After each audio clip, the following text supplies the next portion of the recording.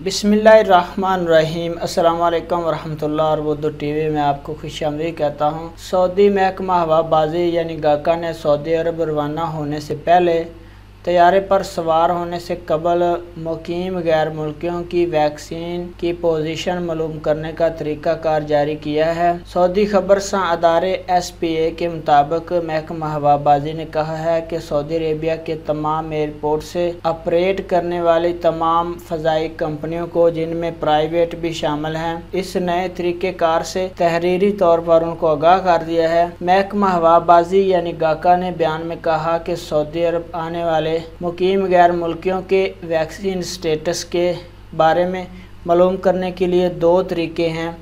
पहला तरीका जो है वो है सऊदी अरेबिया आने वाले मुकीम गैर मुल्की तवक्कल ऐप के ज़रिए अपना वैक्सीनेशन स्टेटस शो कराएंगे, उस पर अपनी पोजीशन बताएंगे। स्टेटस में वैक्सीन की 1 डोज है, 2 डोज है, जो भी पोजीशन होगी वो दिखाएंगे। दूसरा तरीका है कदूम प्लेटफार्म के ज़रिए सऊदी अरेबिया में वैक्सीन लगवाने की रिपोर्ट दिखाई जाएगी। गाका ने फ़ज़ाई कंपनियों को तहरीरी हदायत जारी कर दी है। खिलाफवर्जी करने वालों पर कानूनी कार्रवाई की जाएगी और नताज के ज़िम्मेदार जो है वो खुद होंगे।